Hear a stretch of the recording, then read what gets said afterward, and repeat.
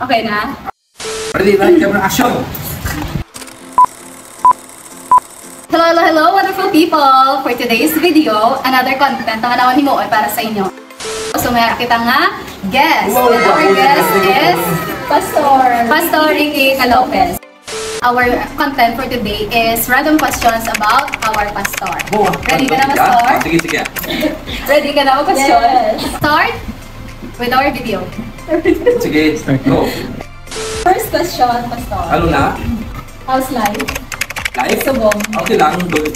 Nakamubot. Hindi sa mga problema eh. Natural kita yung mga problema. Pumula. Pwede sa Pastor. Pwede sa... Sige. Good. Ano ang pinapalinis ako? Ginagawa, kay una, pareho kita sa Ginoo. Yes. Naintindihan ko tungkol yung pinakaagit ko sa natawag na bigo o pag-ibig. Sino bigo, Pastor? Hindi, wala. Joke na bro. Toda na. On point. Pero yung panapaliyota is, pariyo tayo Kristohan. Oh yes, amo na. Grabe pa minsan, Pastor. Iwas ko ba? Kung banda kasi may question kang hindi. Basta may may maungkat na pas. Hindi, joke lang. Sige, Pastor, sa imo nga mga past experiences, including sa mga mistakes na nahimo ko before, ano specifically ang turning point sa iyong life? Okay. Turning na-realize mo? Na-realize mo. Okay. Good line, no? Pero ang turning point ko din wala ko joy. Kay we are living in sin. Tungkol ang isinig sa Biblia, isinig ni King David, restore the joy of your salvation. So, amo na ako nakita ang akong kalipay. Ula, amo na turning point ko ang tawag ko lang happiness sa akong heart ko lang. So, because of that, so nakita ko ang nagabot ko kay Lord, restore my joy of my salvation. Ang kalipay nga imo karagit sa tingin ko. So, isa pagit ang turning point ko, ang dito malapit sa madugot. So, kahit tungkol sang I'm a servant of God, nagpalayo ako sa Ginoo, nag-disyo ko, anything. Pero, although may family ko, ang sa pagit turning point ko ang mga pamilya ko, no? Labi lagi ng Ginoo. Hindi ko gusto mo yan ang Ginoo kasama sa buhay. Okay. Next question. Kabalo naman tanga rampant din subong, especially sa mga kabataan. Tani lang ang ilang mga barkada, friends, yes may mga amigo, tapos gusto man nila nga magsagad kung ano feeling. Okay. So, na anong mahambal mo sa dapat story? So, hindi kita magbase sa feeling na taon. No, kahit love is walang forever. Kung mambal na karoon nga ay si mga amigo, mga barkada ko, yung mga reviews na ako, pag hindi ako na daw. Hulat ang tiyon, kaya hindi magdali. Kaya ang Ginoo maghahatag sang perfect timing para sa inyo.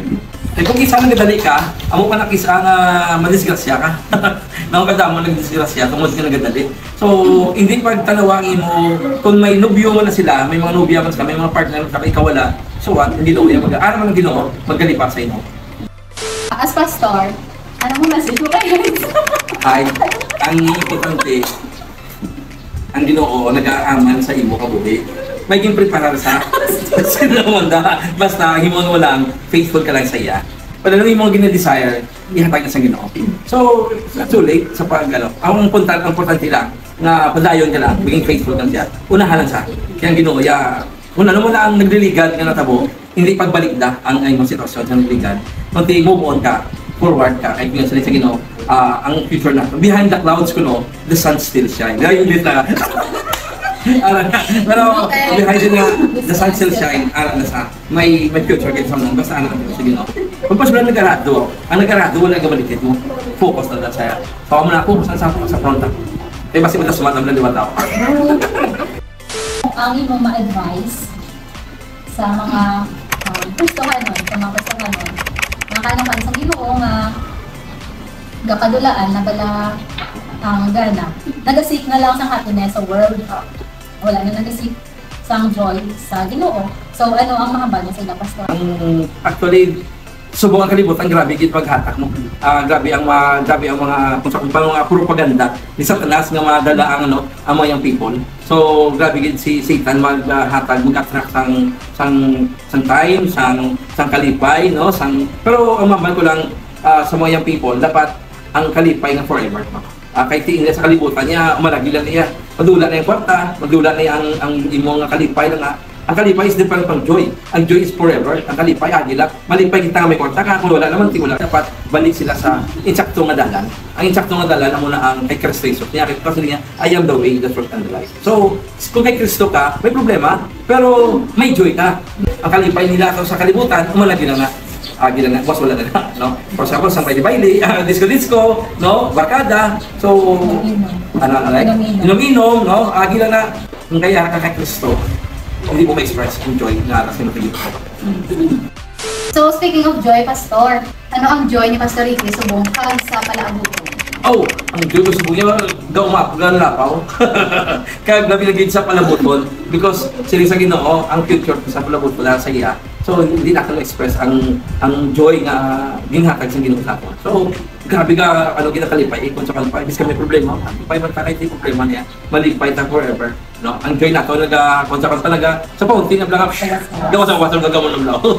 Buga na lagi. So, miski may gal, Pastor? Oh! Miski may gal, to may excited. Sakit. Pero may kalipay, kayo nga nag-alagad sa Ginoo. Sige, thank you so much. Okay, thank you man. Salamat sa pag-invite. Balik ka man na pressure. Daw mapresyo ko sa piyak mo. Nakambak. May ginapakabot ko nga pamakot. Galing kayo. Okay, ako na baka yung magtago. O, pati sa part 2. Sige, sa part 2. Anyway, so mga secret. Sige. Thank you for watching. Hope nga nag-enjoy ka mo. But don't forget to like, follow, share, and subscribe. And of course, follow Pastor Ricky kay Meron sa Facebook page. Follow sa akong nga page, no? Ricky Calopez na. Okay, thank you so much. Bye for now. See you on our next video.